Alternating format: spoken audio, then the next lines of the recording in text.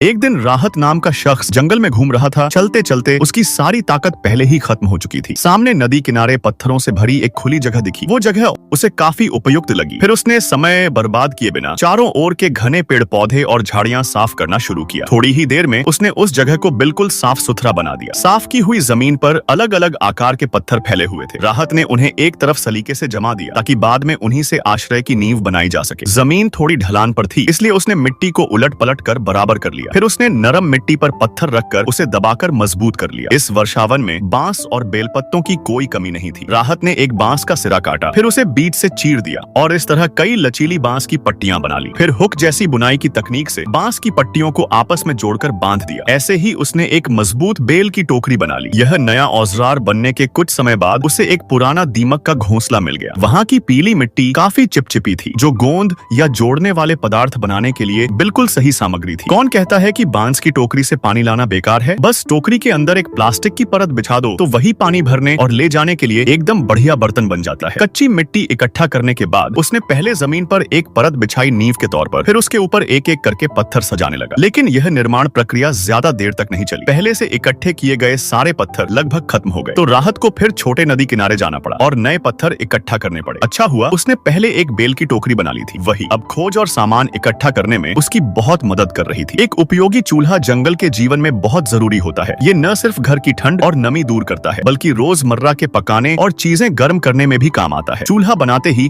उसने फिर दीवारें बनाने पर ध्यान दिया। वह एक परत मिट्टी और एक परत पत्थर इस तरह बारी बारी से लगाने लगा ताकि दीवार पत्थर जैसी सख्त बन जाए। इसके बाद बिस्तर बनाने का काम शुरू हुआ। सबसे पहले उसने बिस्तर के नीचे की टूटी फूटी मिट्टी को साफ किया, फिर फावड़े से नरम मिट्टी को कूट कर अच्छी तरह मजबूत कर लिया। उसके बाद उसी मिट्टी के ऊपर एक परत प्राकृतिक सीमेंट डाल दी। इस काम के लिए राहत ने पहले से ही कुछ बराबर आकार वाले पत्थर के स्लैब तैयार कर रखे थे। फिर उन्हें एक एक करके कंक्रीट की परत पर जमाने लगा। हालांकि हर पत्थर का आकार और बनावट अलग था, लेकिन राहत के निपुण हाथों के स्पर्श से सभी पत्थर इतने सटीक तरीके से जुड़ गए कि पूरा फर्श एकदम साफ सुथरा और सुंदर लगने लगा। मुख्य ढांचे का काम अब लगभग पूरा हो चुका था, इसलिए अब छत की लकड़ी की संरचना बनाने का काम शुरू हुआ। पास के जंगल में बहुत से गिरे हुए सूखे पेड़ थे। लगभग 30 मीटर लंबे लकड़ी के तनों को सही जगह से काटना पड़ा ताकि उन्हें उठाकर आश्रय स्थल में लाया जा सके। फिर हर लकड़ी के तने की बाहरी छाल को घिसकर साफ किया ताकि दीमक या कीड़े मकोड़े लकड़ी को नुकसान न पहुंचा सके। छत बनाने के लिए लकड़ियों की जरूरत बहुत थी, इसलिए उसने 2 लकड़ियों को जोड़कर एक मजबूत लकड़ी का प्रोसेसिंग टेबल तैयार किया, जिससे आगे की लकड़ी का काम करना आसान हो गया। फिर उसने स्टील की स्केल से बीच में रेखा खींची और लकड़ियों को बराबर हिस्सों में काट लिया। इस तरह एक के बाद एक समान आकार की लकड़ी की तख्तियां तैयार हो गई। हालांकि यह पूरा काम बहुत मेहनत वाला था, इसलिए काम के बीच बीच में उसे बार बार पानी पीना पड़ रहा था।